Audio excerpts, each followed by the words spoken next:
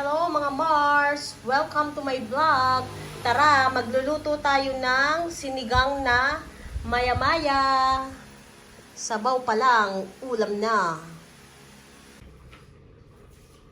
Mga Mars, ito ang ating sangkap para sa gagawin nating sinigang na isda.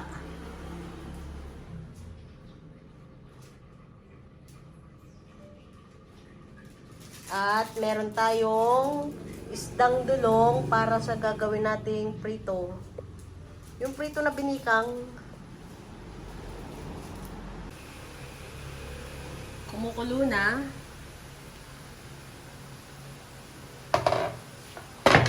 Magenet. Ilagay natin ang ating kamatis, sibuyas, sili, umami.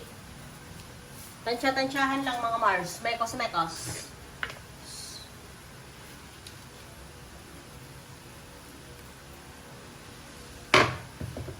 Takpan uli natin. Balikan natin ang mga after 3 minutes. Ito na siya after ng 3 minutes. Magenet ang taklob. Ilagay natin ang labanos.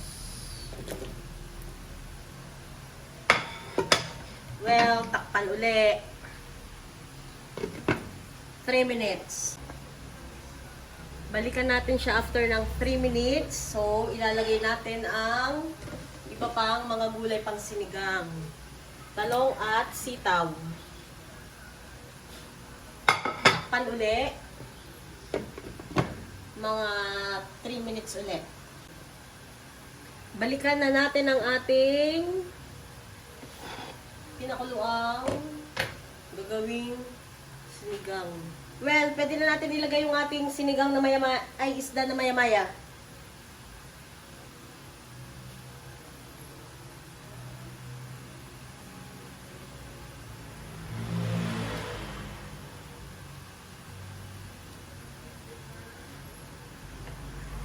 Siguro balikan uli natin siya, takpan muna, mga 5 to 7 minutes.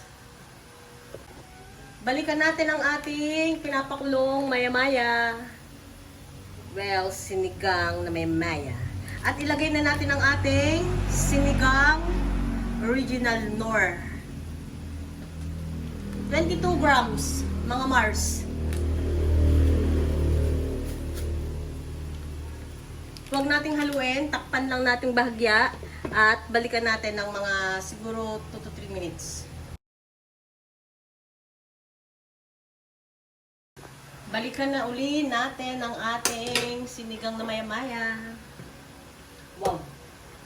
At ilalagay natin ang ating kangkong pero medium fire na.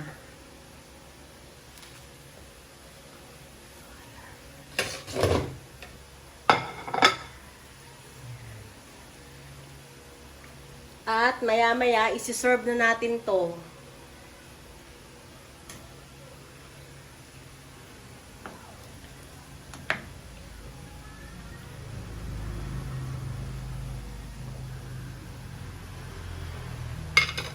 Takpan. Isang hapit na kulo at ready to serve.